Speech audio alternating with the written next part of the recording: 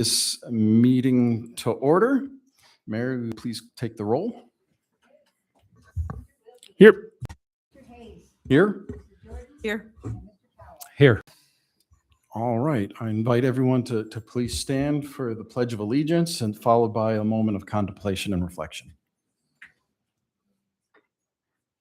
I pledge allegiance to the flag of the United States of America and to the republic for which it stands, one nation, under God, indivisible, with liberty and justice for all.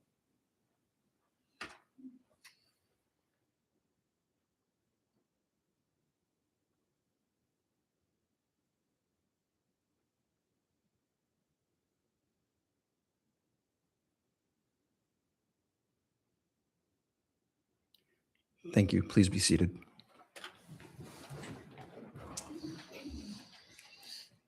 All right, moving on to agenda item number 2, adopt the agenda.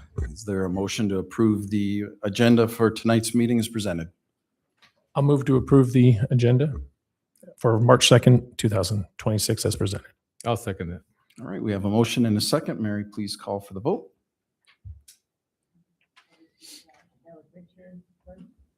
Yeah. Yep.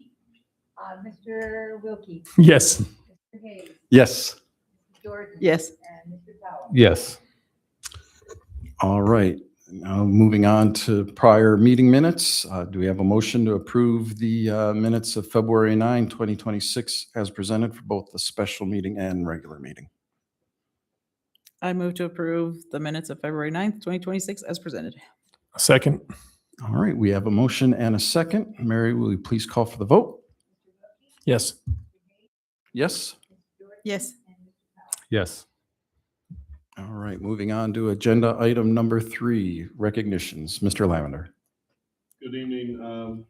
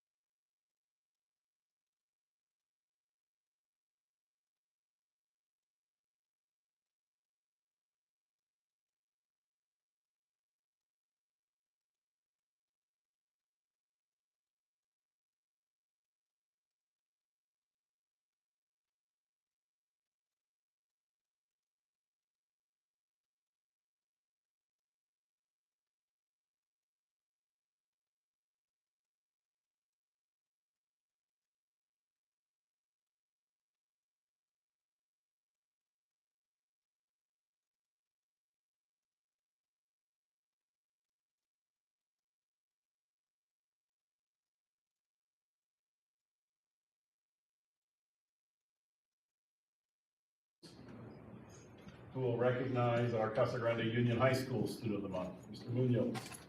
Thank you. So tonight I have the honor of presenting to you Mr. Seth Kelly, the one and only. So I have a little excerpt here from one of the counselors that wrote for Mr. Kelly here. So Seth is an exceptional young leader whose dedication, discipline, drive shine in every area of his life. A 4-year swimmer for both CGUHS and the swim club. He qualified for the state meet individually his junior and senior years and helped lead his team to state as a senior. This season, he achieved one of his long-held goals by breaking a 34-year-old record in the 100 free That's correct. free swim. Yeah. Beyond swimming, Seth earned. Thanks for confirming that. Bud. Yeah. Beyond swimming, Seth earned his second degree black belt in Taekwondo as a freshman, served as a committed Boy Scout throughout high school, and achieved the rank of Eagle Scout during his junior year. He also worked every summer since 10th grade as a lifeguard academically. Seth has challenged himself with honors, AP, dual, and concurrent college courses, earning a distinction of valedictorian for the class of 2026 with an outstanding 4.738 GPA. Seth credits his parents, his mother, Kristen, a University of Arizona graduate with a background in retail management. You made me lose my spot. Background in retail management, and his father, Logan, a former Marine of 13 years. Thank you for your service. Who now serves as a plant manager at Cardinals Glass for pushing him to be his best and setting him up for success. He plans to attend the University of Arizona to major in mechanical engineering before enlisting as a Marine Corps officer. As his Cougar Time teacher, Mr. Ben Daig shared congratulations to Seth Kelly, our Rotary Student of the Month. Seth is an exceptional, curious, and well-rounded student whose passion for learning and growth is evident in everything that he does.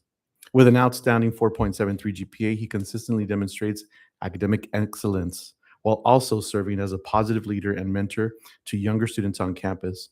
Seth's determination truly does set him apart. Whether in the classroom, at the gym, or in the pool, he approaches every goal with focus and grit. This year, he set his sights on breaking the 100 freestyle record, dedicating countless hours to training and pushing himself to improve. And his hard work paid off as he achieved his goal. Beyond his achievements, Seth's kindness, character shine through in his involvement with Cougar Friends, where he builds meaningful connections with the students in our ESS department. His compassion, drive, and leadership make a lasting impact on our school community. We are incredibly proud of Seth and the person he represents. Hardworking, humble, and inspiring young man. As his English teacher, Mr. Aaron Takar, also noted, the hallmark of a great student is their ability to not only demonstrate greatness, but to strive to continue to be great. Seth exemplifies this every day, and he will be missed when he graduates Casa Grande Union High School. I've had a few opportunities to interact with Mr. Seth Kelly, and I tell you, there are very few people that you just want to get out of their way because all you can do is slow them down. Seth Kelly is one of these people, and he's just a joy to have around. You know, even as an adult, he takes me to the next level. So I feel very honored to get the pleasure to honor you, Mr. Thank you, Mr. Munoz. Student I of the Month, appreciate brother. it. Appreciate you, man. Thank you.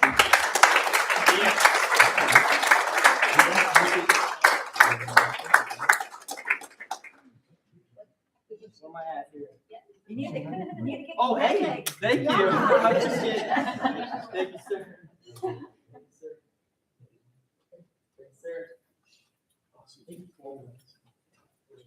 4919.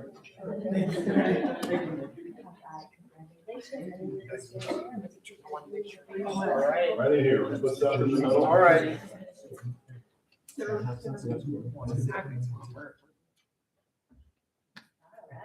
here we go. 1, 2, 3. Thank you.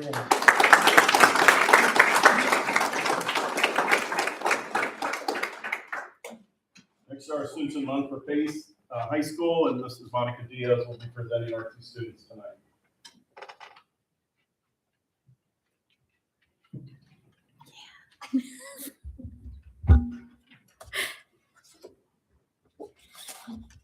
All right, we'll be presenting both our Student of the Month from last month and then also this month. So our first Student of the Month award goes to Lillian Reeves.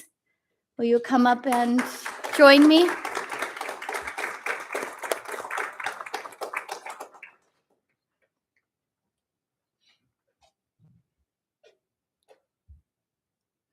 All right. Lillian Reeves is a student whose determination, creativity, and sense of purpose make her an exceptional choice for Student of the Month. Lillian is a quiet leader with a fierce desire to become the best version of herself. This is evident in her academic work habits, her discipline, and her consistency. She contributes to our school community in ways that strengthen it and add to our collective impact.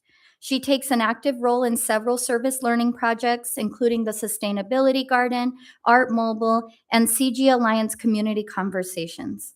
Lillian is a quiet leader with a fierce desire to become the best. I just read the same thing. Best version of herself. It was that important that it needed to be read twice. Lillian finds joy in drawing, playing volleyball, and spending time outdoors, activities that reflect both her artistic side and her love of staying active. She is inspired by her mother, whose drive and work ethic have shaped Lillian's own motivation to succeed. Being part of the school community means a great deal to her, especially because of the many opportunities it provides to make a difference through community-focused programs. Looking ahead, Lillian plans to pursue a career as a travel nurse, a path that aligns beautifully with her compassion and her desire to help others. Her dedication, positive attitude, and commitment to serving her community make her a standout student worthy of this Student of the Month recognition. Congratulations.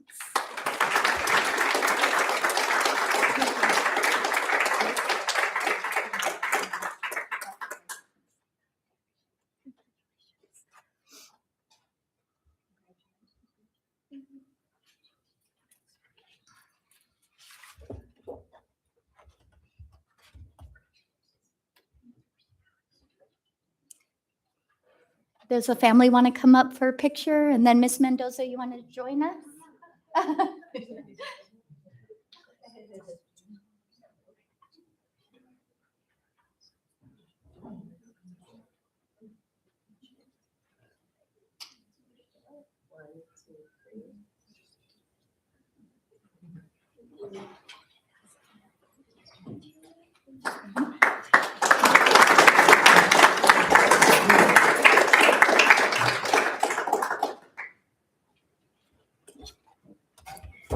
And our next Student of the Month award goes to Adelie Zinkel.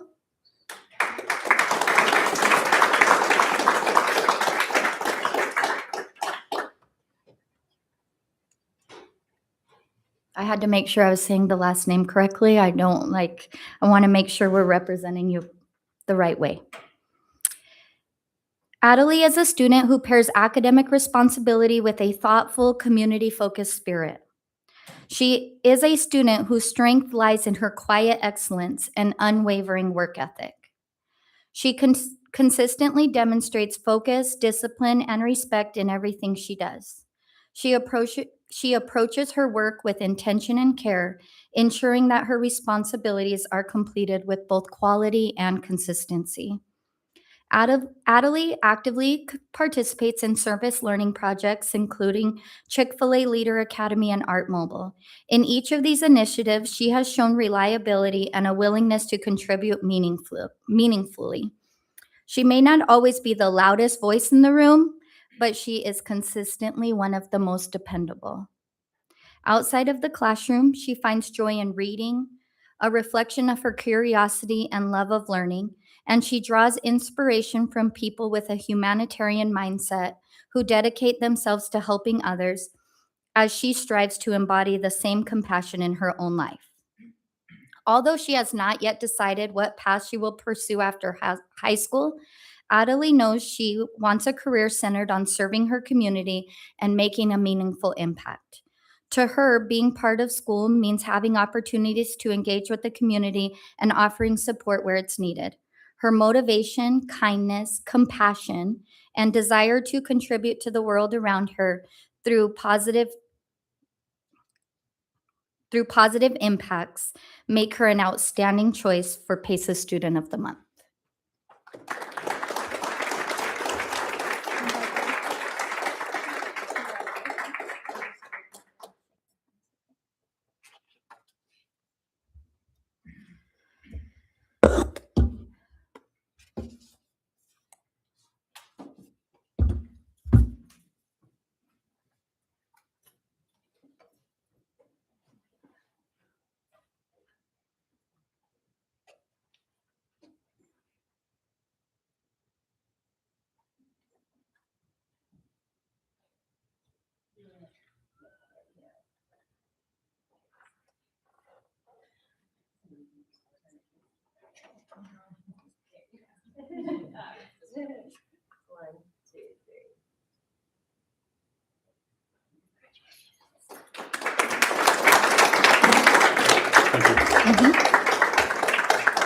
Next is our CTE Director, Mrs. Lisa Miller, who will recognize our CTE Students of the Month.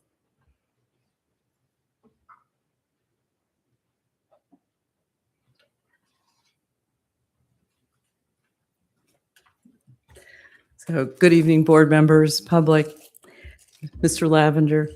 I'm asking for a bit of a redo from last month. We wanted to be sure that we recognized in person our welding award recipient, Isaiah Gant. So Isaiah, come on up.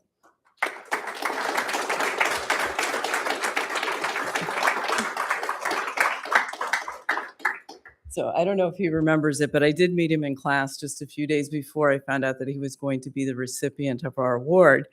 Then wires got crossed a little bit. He was unable to make to the last meeting, so he did get his plaque at school. So I'm redoing last month for you because you're here now. And so his parents are Victoria and Eltorna Grant. And these are the words from Mr. Luna, who is his welding teacher. Isaiah Gant is the ideal student athlete that all teachers and coaches admire. He's hardly ever absent from school and is always on time to class. He's not only doing great picking up the welding processes in the shop, but does very well in the classroom. He posted the highest grade last semester in his class and aced his final exam. He's not only doing great things in the classroom and shop, but also outside the classroom. He's a 3-year varsity football starter and works a part-time job during his off time. He's a great student with a great work ethic and a bright future. And I'm telling you, when you do not remember when I walked in the classroom, I don't think, but you stood out to me because you were the first person who walked up to me, smiled, and kind of just nodded to me to let me know, I don't know who you are, but it's okay that you're here. So anyway, congratulations, Isaiah.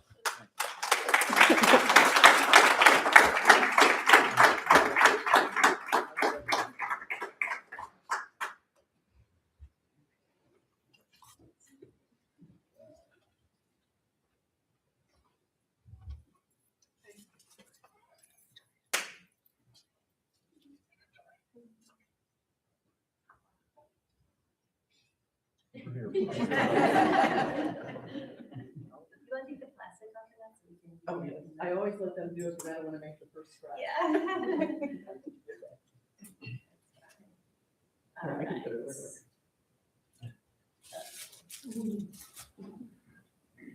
Okay, here you go.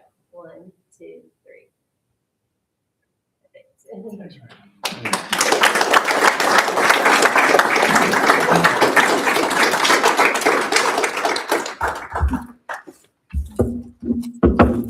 And so for the month of March, we're honoring our software and app design students.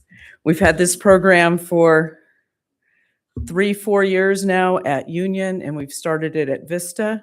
First, I'm going to honor our Union recipient, and that's Peyton Marie Posey. So come on up, Peyton.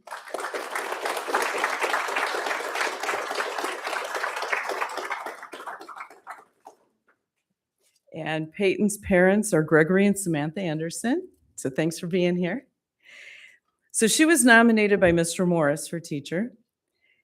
She is the most reliable and diligent student I've had the pleasure of working with at Casa Grande Union High School. She consistently brings a positive attitude, a keen sense of humor, and an unwavering commitment to excellence into everything that she does. Peyton is someone I can depend on without hesitation, and she's always the first to step forward to lend a helping hand to her peers or to support team projects. Academically, Peyton is a highly proficient Java programmer and is an accomplished web designer, demonstrating both technical skill and creative problem-solving abilities. As a NASA space grant student, she plays a central role on the Ascend project team, helping take CGUHS to the edge of space through the cutting-edge near-space research. In addition, Peyton serves as the president of our chapter of Girls Who Code, where she leads with confidence, inclusivity, and dedication. For these reasons and many more, I wholeheartedly recommend Peyton Posey for the CGUHS Student of the Month. So congratulations, Peyton.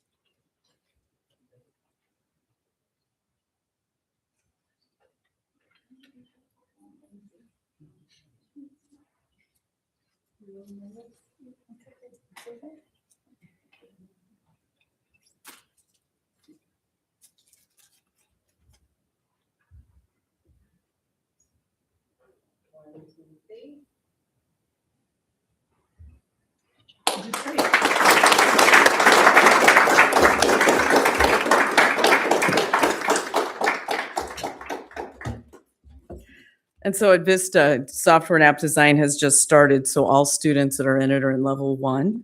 So tonight we're honoring a level 1 student, and that is Arthur Kirtley. And I'm not sure if Arthur made it. Okay, I'm going to go ahead and read what his teacher, Mr. Hernandez, has said. As a student new to software app design and programming, Arthur has been very enthusiastic and creative when it comes to making his own web pages and programs. He's a hard worker who is always willing to get ahead and research what interests him and how to achieve the designs he imagines. This creativity and imagination really set Arthur apart as a student with immense potential in the computer fields. With only a semester of learning, he has produced multiple full projects and it will be exciting to see what he can come up with in the future. And his parent is Jennifer Pegg. So congratulations to Arthur, and we'll make an arrangement to make sure he gets his plaque. So thank you all.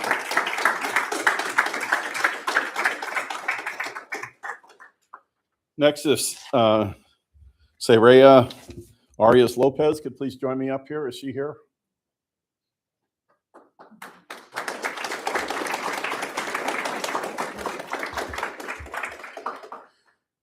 Ms. Lopez is a member of our Vista Grande class of 2027, has been selected as a member of the Mental Health Youth Council of Creative Visions. This global storytelling and creative expression initiative focuses on mental health and well-being. This year, Creative Visions selected 16 passionate student leaders nationwide to join a youth council, recognizing their dedication to improving youth mental health. Each council member leads a community impact project to raise awareness and inspire the peers to submit creative expressions to the Creative Connect Care Challenge. To support the efforts of each council member, Creative Visions is providing resources, guidance, interactive webinars, collaborative opportunities, and a $250 micro grant. So I'm going to allow Ms. Lopez here to talk to you a little bit about what she plans to do this year. But congratulations. Okay, so as a member of the council, our jobs are to inspire youth to share their stories of mental health and to bring awareness and end the stigma against youth mental health. And our jobs are to outreach to many nonprofits internationally, because the competition is an international competition. And we're also doing community outreach projects, reaching out to teachers in schools. I've reached out to our SUCO, I've reached out to our Key Club at Vista Grande, and I've reached out to our Bring Change to Mind. And we've just done a lot of our outreach. We've planned a lot of projects, and we've created things to go around school to inspire our youth in Vista Grande to share their stories.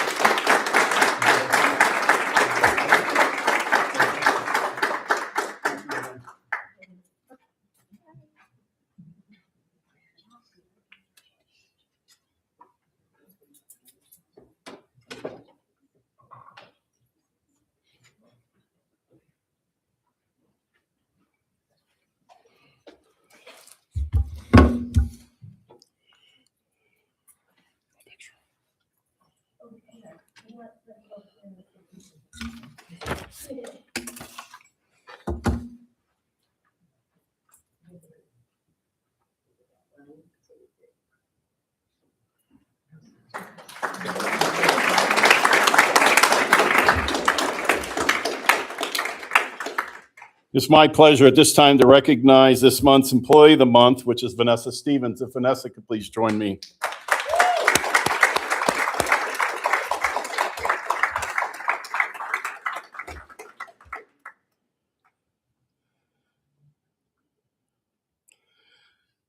This year, Vanessa stepped into the role of parent liaison at Casa Grande Union High School, and she's done an outstanding job connecting our school with families supporting student activities. She works hard to make sure students stay informed about important opportunities and events, including brown bag lunches, FAFSA nights, open house, homecoming events, and many other activities that keep families engaged in their students' high school experience. In addition to her work as parent liaison, Vanessa serves as the senior class advisor. In this role, she helps guide and support our senior students as they plan to participate in important milestones throughout her final year of high school. Vanessa also played a vital role in organizing our recent community interview event where local professionals came to campus to provide interview practice for our juniors and seniors. This event was incredibly well organized and welcoming. From coordinating volunteers to making sure every detail was thoughtfully planned, Vanessa helped create a professional and positive experience for our students. The gym looked wonderful and the entire event ran smoothly thanks to her dedication and preparation. Vanessa consistently goes above and beyond, putting in extra time and effort to support our students, families, and staff.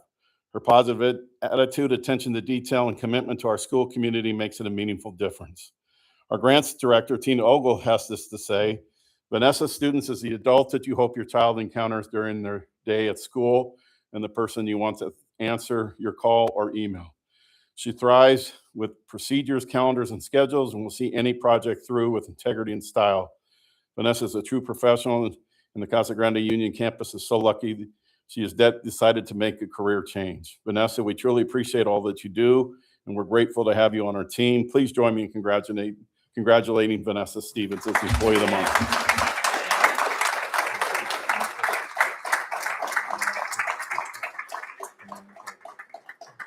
Vanessa's husband, Chris, is here, as well as her son, CJ. If they could please join us up front here.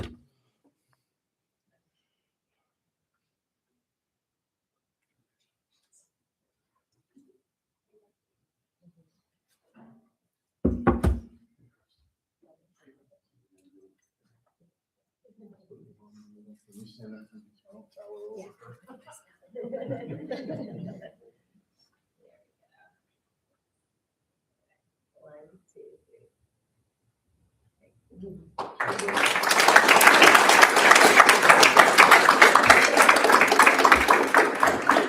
And we have one more recognition tonight. If Dr. Maria Duran will please join me.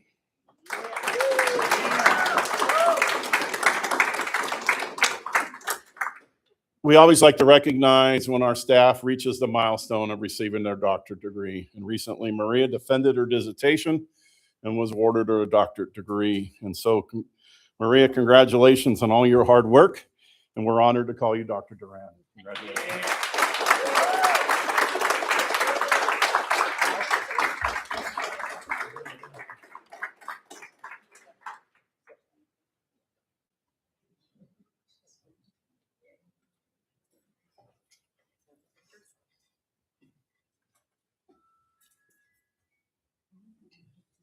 of course, guys.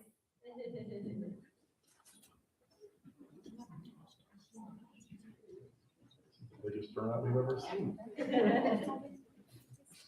You probably need to go in the front. Yep, we're gonna go this way now, guys. Sorry.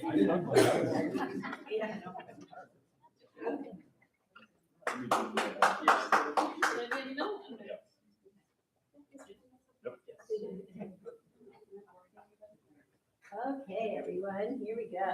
1, 2, 3.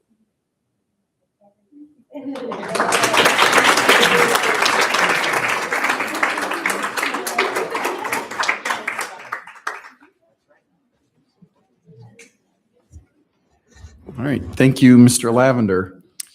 At this time, we're going to take a brief pause in our meeting, only so that those who are here for recognition and those supporting them can feel free to leave at this time. If you got other things to do, you're more than welcome to stay, but otherwise, this is your opportunity to leave and get on to the rest of your evening.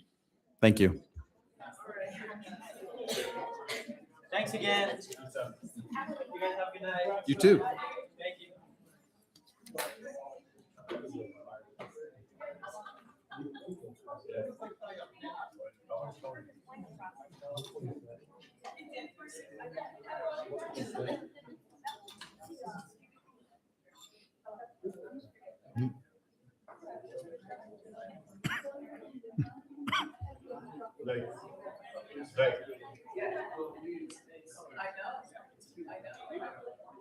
I know.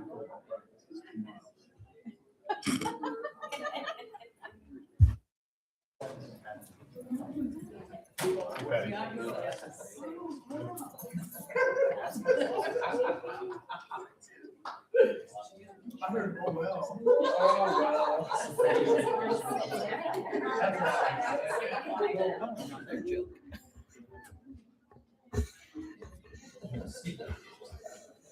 All right.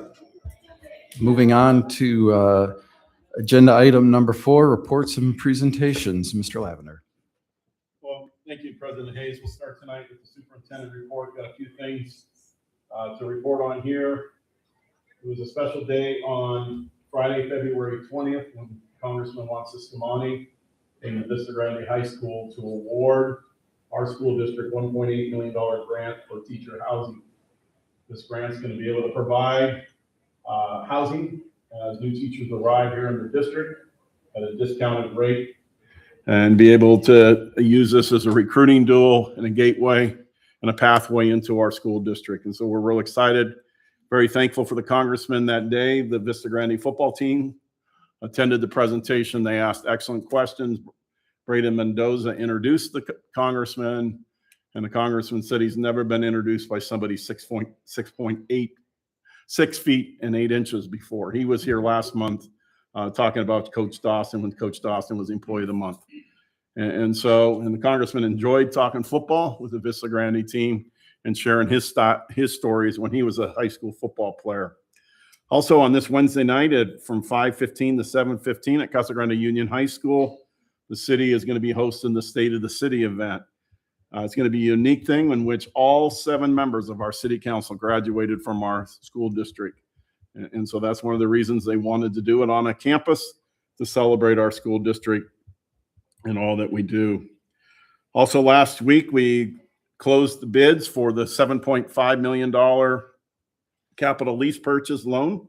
We received 7 bids with interest rates ranging from 3.53 to 4.79. We have in the process of locking in and closing out with the company that offered us 3.53. And as we move on, Mrs. Price, Mr. Bellick, we'll be sharing more information, but we hope to have the money by the end of March, and we can get started on some of these projects. Also, Mr. Hubbard, would you please come to the podium, sir? So on this Friday, Vista Grande is going to be doing a celebration for the first school here in Casa Grande Union High School District to receive an A academic letter grade. So congratulations, Kevin.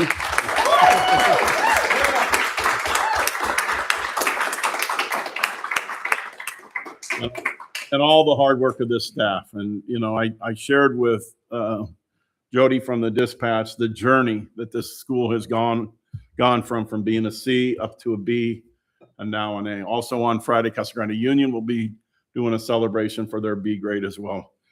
Kevin, would you like to say anything? Yeah, to be all honest, it's a weird thing to be principal when somebody announces that you're in a school, because in reality, I don't have a lot to do with it. I get a lot of congratulations, but all that should be heaped upon our staff and our students mainly. I had the privilege, just to share, we did our own mock interviews with seniors last week. It was kind of a fun experience for me to invite my mother-in-law, my father-in-law, and my wife to do interviews with students who they don't associate with very often. And a credit to them and a credit to the school is when they email you back or they text you right after and say, we're in good hands going forward, because they know these students are very successful and they're going to do great things for the community. So this award is more than any one person. It is a school award, and we're happy to have it. And we still have our sights set on A+ going forward. So that will be the next venture. Thanks, sir.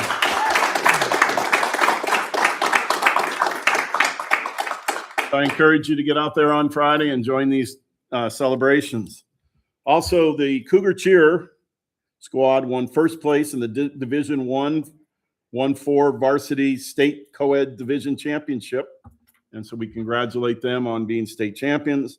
And then they also went to the Nationals February 20th to the 23rd, and they got 4th place in the Nationals for the Varsity Co-ed Division. So again, congratulations to the Coach Katie and that squad for the outstanding work that they're doing. Also this past weekend, the Casa Grande Indoor Percussion Ensemble participated Saturday in a competition, and they got first place as well. And then on last Thursday night, we had a beautiful evening of the band gala where we had our two bands, the three middle school bands from the Casa Grande Elementary School District, as well as the elementary bands, all come out. And the evening was capped off by a fantastic performance of 700 students playing. So congratulations to Mr. Hebda and Mr. Moore for their great job working with our bands. And then Mrs. Kortzen did an outstanding job being the master of ceremonies that night. Also, a big thank you to Tina Ogle. Tina is back there. She has helped the district secure a $26,000 grant for an automated external defibrillator, which I know will be very helpful to our staff as well. And so that's my report for the month of February. The next thing we wanted to talk about is kind of an after action from our evening with the Pace Town Hall.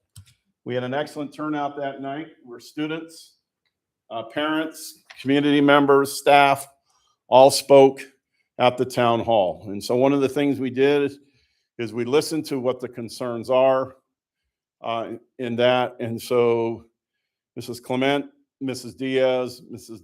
Daniels, and myself developed these options. We went over them today with Dr. Gardner, got some input from her, and then talk to the teachers as well. As we develop these options, the things on the top are the things that we feel are a must moving forward for PACE if we're going to continue to operate. One is we have to have a math teacher. We heard loud and clear at the town hall and heard from students this year the struggle they're having with math. Number two is we have to have an ELA teacher. This year we did have an ELA teacher, and we need to keep that going because reading, writing is very critical for students there. One of the things is having a full-time teaching administrator, not a full-time administrator, a teaching administrator or an AP, assistant principal type position. And then we continue to have the full-time assistant, and we need a paraprofessional or security guard for additional supervision. And so in each of the scenarios that I'm going to share with you tonight, those are built into those scenarios. So what we've created are 4 different options. Option A, option B, and I'm going to grab my glasses because I'm having a difficult time reading some of these, C, and D.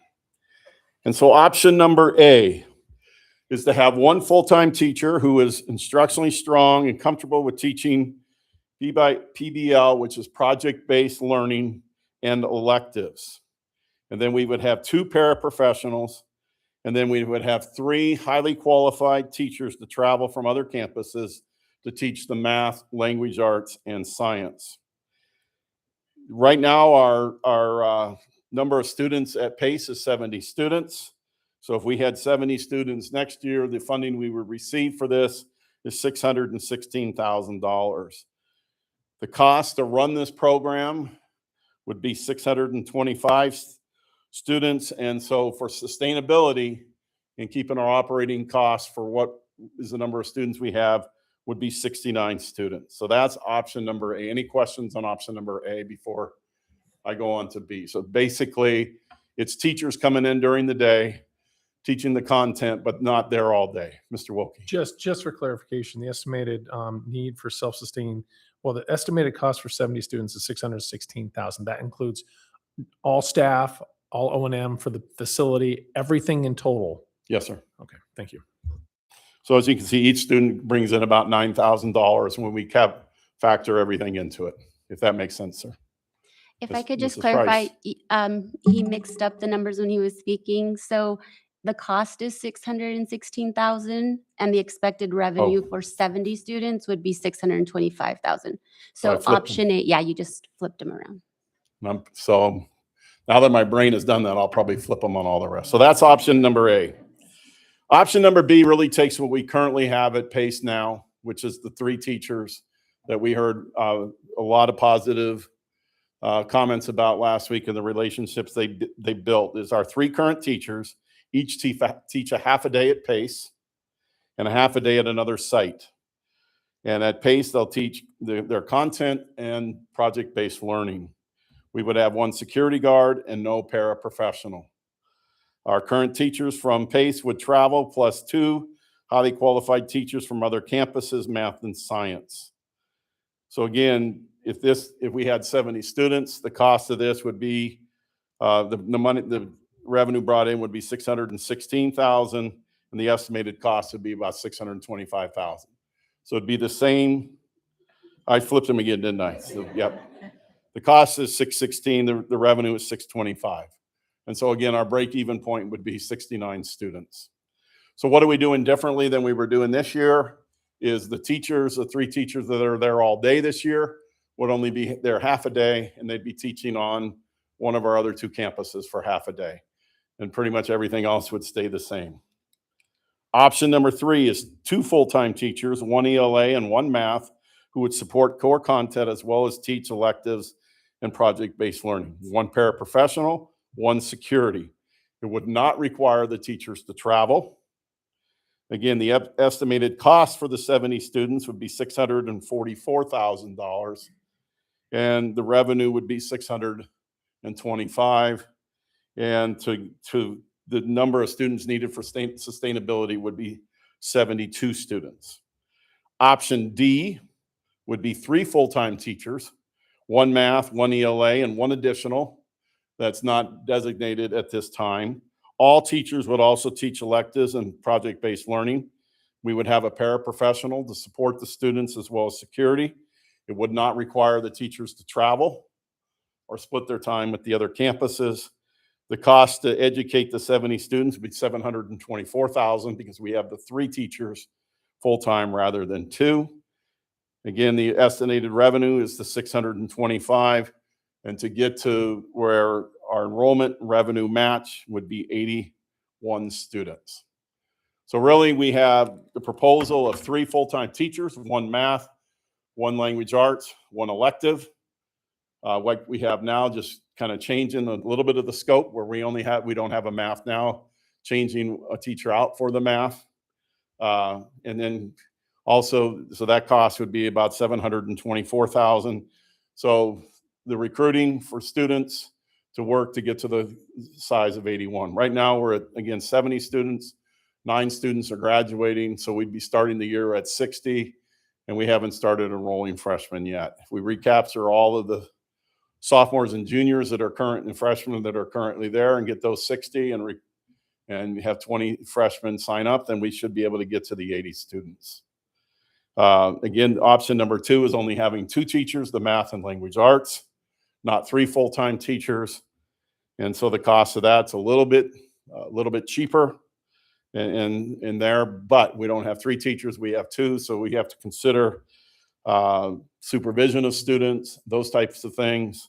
And then option B and A, we're bringing in the content specialist to do that, whether it's a half a day or bringing them in on 6/5 contracts that way. Any questions? Mr. President, I do have a couple questions. Yes, sir. Are we going to be talking about this next or questions right now? Because my Questions right now. I'll just sir. ask the questions. We're not voting on this tonight, No, sir. The teachers, full-time teachers that are going to be coming, back and forth, the ones that would be bringing in travel from other campuses, do they have the bandwidth to be teaching at one high school and then going to another high school for half the day? I just want to make sure that they have the bandwidth. We have teachers like math teachers that have enough open teaching. It's not going to impact the students at those schools that they would be leaving. Like it would be force them to have higher class levels, higher class levels in order for this to happen. So that's something I would like to have clarified. And then the 3 teachers each teach half day apiece and half to another site. My understanding is really the additional time that is not spent with live teachers face to face is made up with online learning. Right. Okay.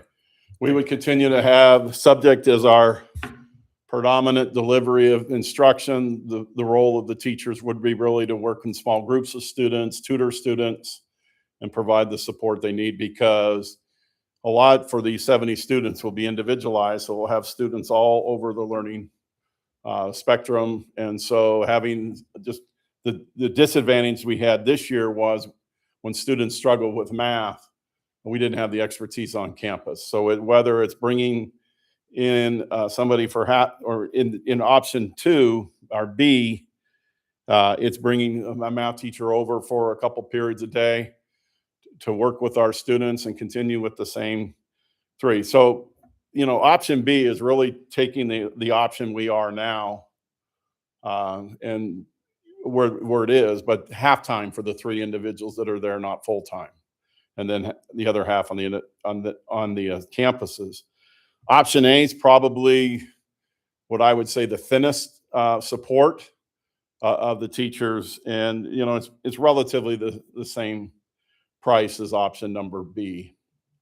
And then option C is having 2 full-time teachers, not 3 full-time teachers. And option D is 3 full-time teachers.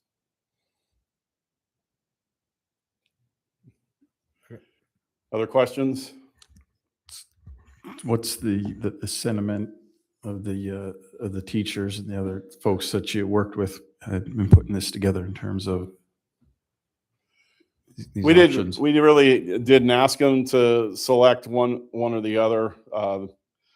Our recommendation is as for the administration's option D, because we think it's the most educationally sound to have the 3 content specialists there.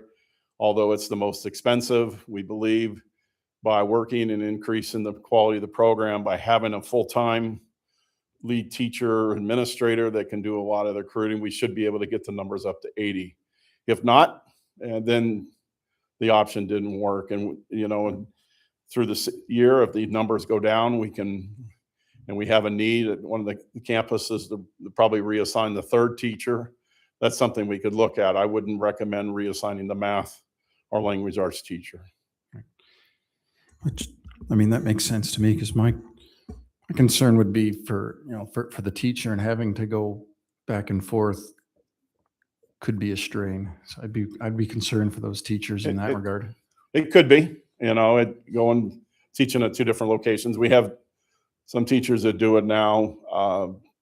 Probably the teacher that's probably best, I would say that's most known in our community does it is Mr. Jared's the teacher that splits his time between Cactus and Villago and did it for years. Now, myself and the other principal worked on a schedule where he would teach 2 classes every day on one on the other, and we gave him a lot of travel time and planned time in between, and he didn't have to do some of the duties that teachers do. I know on option number B, we're looking at the 3 teachers that would be there teaching 2 classes at one of the high schools, coming over and then being on the campus for 2.5 hours or 2:45, wasn't it?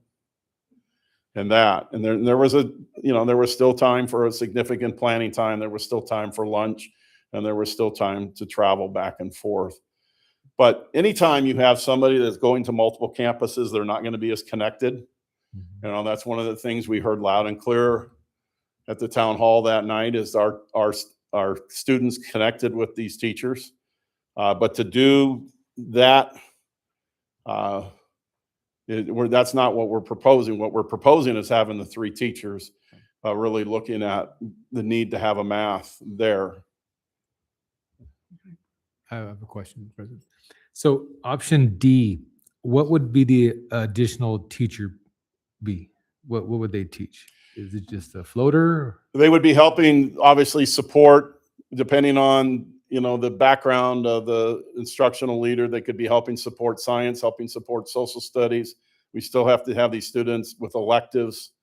And so they may be taking a leadership elective. They might be taking an PE elective and providing some of these opportunities. One of the things with subject is there's different electives that kids can sign up for. It doesn't all have to be one elective. And so their job would be to support the students and be there. And so they would be helping with that side of it. We would have our math person there to support the kids with math. And then our English language arts to support the kids with their reading, writing. Okay. And then all these options are leaving the school here, not moving them anywhere. All 4 options are leaving the program at pace. Okay.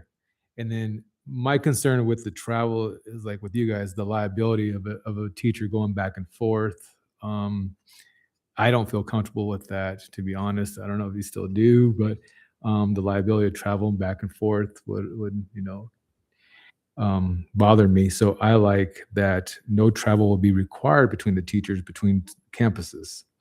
So that would eliminate, from what you're saying, Mr. Powell, that would eliminate options A and B, and we could consider C and D. And so what we can do is, I think it's important to let these families know. And so if the board can convene on Friday for a quick meeting, we can put all four options out there. Board members can make a recommendation. I vote for option E second. If there's 3 votes for option E, then that's the option we will go with. Obviously, between now and Friday, I would, talk to you guys privately and find out what questions you have, and leaning there. We can't discuss it until we have, as a quorum, we cannot discuss it until Friday, but that would be one way to do it. We can wait to after the break if you think more time is needed. But after the break pushes it all the way back to the end of March rather than this Friday, which is March 6th. But if the board's comfortable, we can do a phone-in vote and decide on a pathway forward. And then we can get one of the things, if we do go forward with this option, obviously, we currently don't have the full-time teaching administrative position on the books. We'll have to create the job description, and we'll have to ask the board to approve that in April. And so then staff can start applying for that position.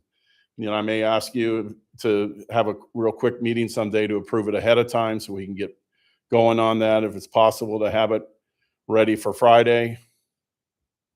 I'm looking back at my academic team and have it ready for Friday, but we have to approve that position. The rest of the positions are teaching positions we wouldn't have to approve.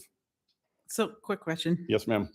What are we looking at jobs description wise, and what are they actually do for the paraprofessional and a security guard? Like, are they going to cross over, help tutor? Are they going to be like, I know right now we have where they kind of flow. Definitely for the paraprofessional would be there to help tutor students and be there to support the students. The security, she already does some of that, but also making sure the students, observing the students going to the weapon detection system, observing students around the bathroom areas and some of the areas on campus that need to be visible. So this person needs to, they're going to be putting in their 20,000 steps a day easily.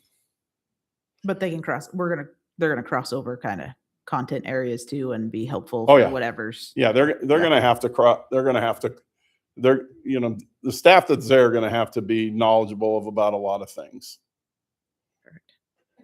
I like that we had time at the town hall with the students and the parents and the staff, and we took time to hear what they felt, and we're acting quickly on this. So I think it's very important that the staff knows that we took it serious, right?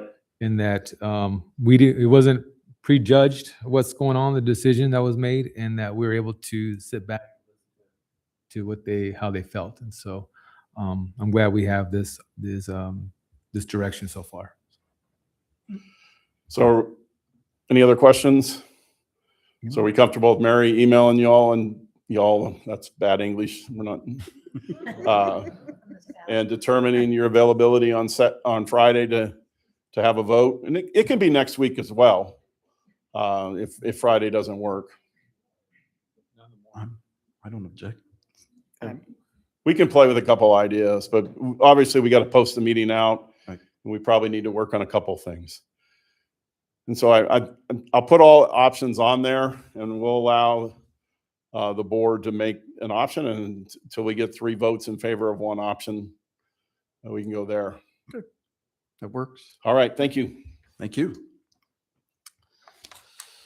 All right, moving on to agenda item number 5, matters reserved for board action. Number 5.1, ASBA Policy Advisory 960. This is the second reading. Do we have a motion for that? Mr. President, I move to approve the second reading of and adoption of ASBA Policy Advisory 960 revisions as presented. A second. All right, we have a motion and a second. Mary, will you please call for the vote? Yes. Yes. Yes. Yes. 5.2, data sharing agreement with Toltec Elementary School District. Do we have a motion to approve that? I'll make a motion we approve as presented. I'll second. All right, we have a motion and a second. Mary, please call for the vote. Yes. Yes. Yes. Yes. All right, number 5.3, a memorandum of understanding with iTeach. Yeah, this is an agreement and an understanding that Mrs. Daniels worked out. And so this provides a pathway for some of our staff who have a bachelor's program to enter a one-year program with online classes. They have mentors through iTeach, and they have and then they can get certified in various content areas as well as ESS, Special Exceptional Student Services. Again, as we're moving forward and we're looking to fill our job ranks, these kind of creative programs that Mrs. Daniels has worked to bring to the district will be very helpful in the inquiring staff. Anyone have any questions for? All right, if not, then Mary, do you, because we've got a motion, we need a motion in a second. I'll make a motion we approve. I'll second. All right, now we have a motion in a second. Mary, please call for the vote. Yes. Yes. Yes. Yes. 5.4, a memorandum of understanding with the University of Arizona. This is a memorandum with the University of Arizona to provide Buterol, I think is how you pronounce it, for our students as part of SAFE, which is to have a Buterol available for all of our students, especially students that have asthma, to provide support that they need. And so it's part of a study that they're doing at the University of Arizona, but they're going to provide the materials, they're going to provide the training for our staff, and our nurses are asking for this as another resource to be able to provide support for our students. Any questions? Is there a cost to this? No, sir. No? Okay. All right. Do we have a motion and a second then to approve the memorandum of understanding with I will University be of Arizona? glad to move to approve the MOU between the district and U of A for the implementation of a school-based stocked albuterol program as presented. I'll second. All right, we have a motion and a second. Mary, please call for the vote. Yes. Yes. Yes. Yes. All right, number 5.5, emergency procurement. Mr. Lavender. Yeah, we have our IDF rooms is where we keep our servers and our important computer information to be able to do backups on all of our data. And right now we have an air conditioning in that room that is failing. And when the room gets hot, then it shuts down our technology system. So we're asking for emergency funding of $15,000 to be able to get those rooms air conditioned, to make sure we keep them cool, to ensure that our technology is running efficiently. Mr. Bellick is back here. He can certainly answer any technical questions, as well as Mrs. Price up here. Anyone have any questions? All right, do we have a motion to approve the emergency procurement for the HVAC units? I move to approve the emergency procurement of HVAC units and related supplies as presented. Second. All right, we have a motion and a second. Mary, will you please call for the vote? Yes. Yes. Yes. Yes. All right, 5.6, travel request for Vista Grande High School, We the People. Yeah, so I have Mrs. Flores and Mr. Shear here, who run our We the People program at Vista Grande High School.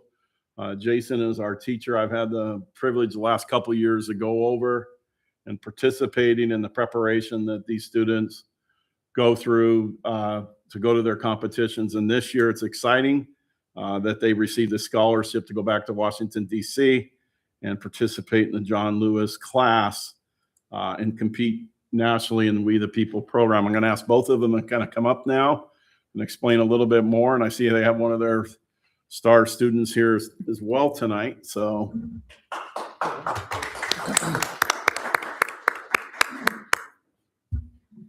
All right, members of the board, it is an honor that our students have been selected to compete at the National We the People Finals in Washington, D.C. this April as the John Lewis class of 2026. Only one school in the entire nation receives this designation each year. This is not simply participation, it is a singular national recognition of excellence, inspiring excellence, Casa Grande Union High School District. Opportunities of this magnitude do not come often for a school or a district. We the People is not a traditional course. Students analyze founding documents, interpret constitutional principles, evaluate Supreme Court precedents, and defend their reasoning in simulated congressional hearings. They conduct collegiate-level research, craft evidence-based arguments, and respond to rigorous questioning in real time. The course develops critical thinking, civil discourse, analytical writing, and confident public speaking, skills essential for both higher education and informed citizenship. For the community of Casa Grande, Arizona, this achievement carries particular significance. It demonstrates that our students can compete and excel at the highest national level. They represent our district as thoughtful, articulate, and civically engaged young leaders. In a time when civic literacy is vital, this program prepares students not only for college and career, but for meaningful participation in our democracy. This honor brings pride, visibility, and inspiration to our schools and our community. It affirms that excellence lives here in Casa Grande. Thank you for continuing to support opportunities that elevate our students to the national stage. And I have one of my students, Colton Clover, that would like to share a few words. Good evening, everyone. Forgive me for any filler words. I just came from track practice, so I'm not very fresh. So, I just wanted to say a few words because, of course, I'm in this class, and it's been very fun for someone who's interested in, things in Congress and law. I did mock trial with Ms. Flores here for a year. You get to We the People shows you a lot of skills. Sorry. It taught me a lot of skills because, it's nervous to speak in front of all of you because you guys have so much authority. And I feel like We the People kind of prepares you for that because when we practice, we have to practice in front of these judges and these attorneys from here in town. And, I had to practice in front of Mr. Lavender once. I was like, this is a big deal. So, it teaches you how to think quick on your feet. And, that's what I'm doing right now. So that's why I'm still pretty nervous. But, not only does it teach you these things, but if you're not a big history buff, you will be after you take We the People because you need to know the content to these questions. These questions are pretty hard. And I'm sure Mr. Sher can agree with me. These questions aren't very nice. But however, another important skill I feel you learn is to work with other people. And, a lot of programs, a lot of clubs and activities offer this skill. You have to work with people all the time. You guys are working with each other. You take votes, you have disagreements, and you have concerns, and those things should always be addressed. And I feel like in our groups in this class, I've had disagreements with my classmates, but in the end we have to make it work because we're trying to appeal to these judges that we're performing in front of. So in the end, you can have disagreements, you can have other opinions, but you always have to work together because there's always one main goal for We the People, and it's to convince these judges. And we've come a long way. We've practiced a lot. He's worked us a little too hard. Just kidding. But it is a very big accomplishment to make it to nationals. I remember, I didn't see it as a very realistic goal because, we've never made it to nationals in our history at our school. So, I'd make jokes like, Mr. Sher, wait till we go to nationals and look where we are now. So, but, we worked very hard to get here, and it's a very, very wonderful class, and I do not regret taking it. So that's all I have to share about that.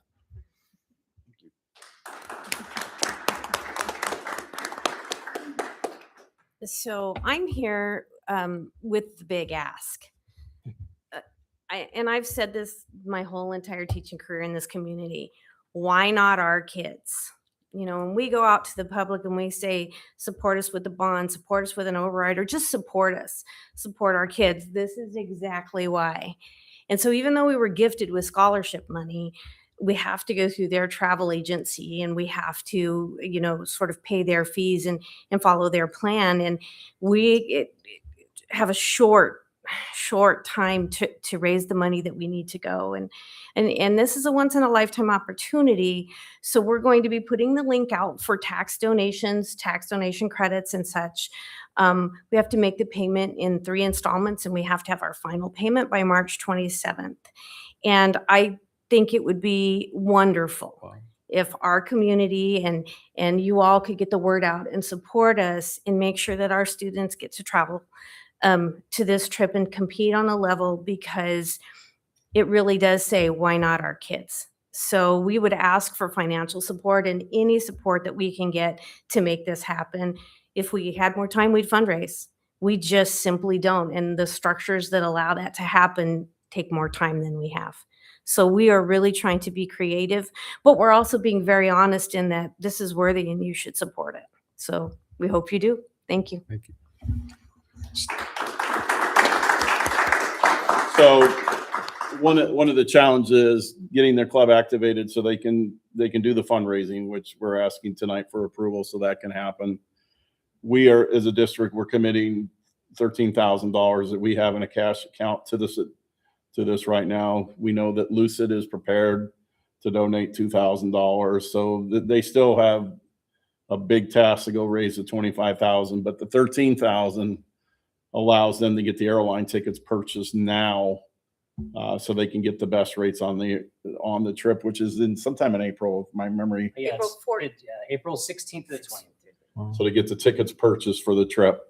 But obviously, the opportunity for these students to go back to Washington, D.C. and to compete in this competition. When Congressman Siscomani was there, both the teachers met with his staff people and they talked about some of the things that the congressman's office can arrange, Capitol tours for them, enough notice, maybe a White House tour, those type of things. And so working with the congressman's staff as well. But we're asking tonight is the support of the program so they can start hustling and that. And of course, obviously, you know, our commitment for the $13,000, 13,456, I think is the number. Yeah. So open to any questions that you may have of myself, Mrs. Price, or our Colton, or our teachers. I have a question. How many students, how many teachers or chaperones are going to be going? I know it says 10 and 10, but It's 19 students as of now, and then just Mr. Scher and I, right? Yeah. So 19 students and then us two. okay. Thank you. So you said one school in the entire nation gets this. How many schools participate nationwide? Do you have that? I'm not sure how many participate nationwide. There's some states that don't do the program, but they have 48 schools from around the nation that are participating in the national finals right now. So either way, it's not an easy task to get it. Okay. Thank you, Mr. President. Congratulations. I mean, this is an amazing opportunity to showcase, again, the district, the students, the staff. Congratulations. Great job. The community. So absolutely, I think it's fantastic. You guys should go there and maybe show a few legislators how you can work respectably and all that good stuff. You're going during, I went back, I was at GW, George Washington University. That is a great time of the year to go. So enjoy that. I'm cautiously optimistic, but I'm glad we have the number. I was going to ask that, how much do you need? And I think that it's safe to say that we could be posting that and putting that out is a wonderful opportunity to help support our students as they go forward and do their best. I was going to say something else, but do their best and show us how it's done. So great job. And as people are filling out their taxes, they can Yes. donate tuition tax credit, $400 for married couples, $200 for singles, and help. And they could donate it to this Vista Grande, We the People, to help, because this is an extracurricular activity. Any other questions or comments? All right. Exciting. All right. Thank you. So at this time, we will need a Motion to Motion to approve this approve the out-of-state travel for Vista Correct. Grande High School, We the People Club to Washington DC as presented. I'll second that. All right, we've got a motion and a second. Mary, please call for the vote. Yes. Yes. Yes. Yes. Go get them. All right, moving on, agenda item 5.7, donations. Mr. Lavender. Yes, sir. This month we've received some generous donations, $500 for the Vista Grande football team from the Casa Grande Rotary Club, and also $500 for the Casa Grande Union football team. The Casa Grande Union boys tennis team received $250 from Government Systems Software Services Incorporated and $500 from Fitzgibbons Law Office. And then Vista Grande received $300 from the Vista Grande's baseball team received $300 from the Fitzgibbons Law Office. We recommended approval on all these generous donations. All right, do we have a motion to accept the donations as presented? I'll make a motion. Go for it. I'll make a motion. Make a motion. We accept the donations as presented. I'll second. All right, we have a motion and a second. Mary, please call for the vote. Yes. Yes. Yes. Yes. All right, item number 6, the consent agenda. Does any member of the board wish to pull any item off the consent agenda for discussion or singular vote tonight? No, hearing none, then do we have a motion then to approve the consent agenda as presented? I'll move to approve the consent agenda in its entirety as presented. Second. All right, we have a motion and a second. Mary, please call for the vote. Yes. Yes. Yes. All right, moving on to public comment to the call to the public. I do have one request for the call to the public, and that is from Mr. Pablo Correa. So if you'd please come forward at this time, you'll have 3 minutes.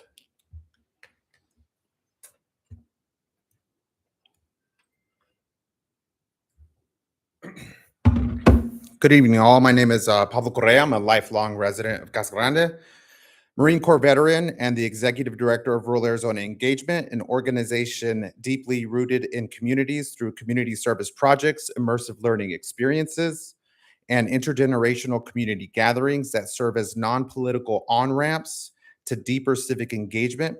I am here today to address the public defamatory comments made by Superintendent Lavender in his email to parents within district Friday, January 30th, in regards to the student walkout.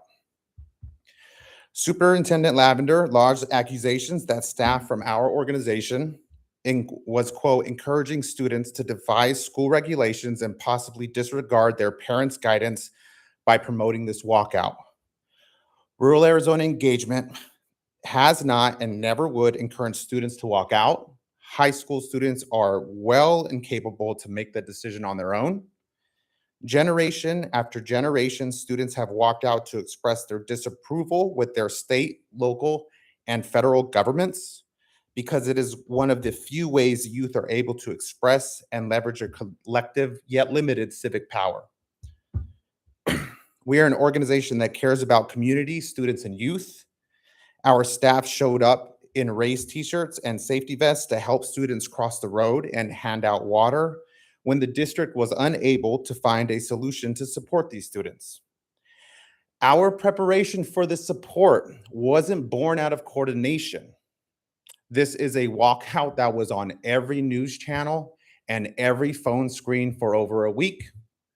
And if Superintendent Lavender wanted to respond well to the actions of students under his care, I would encourage him not to defame and scapegoat the organization that was there to help and thanked by students and police officers, but to simply pick up the newspaper with his morning coffee. Our high school program has provided opportunities for over 350 students in Pinal and Yuma counties.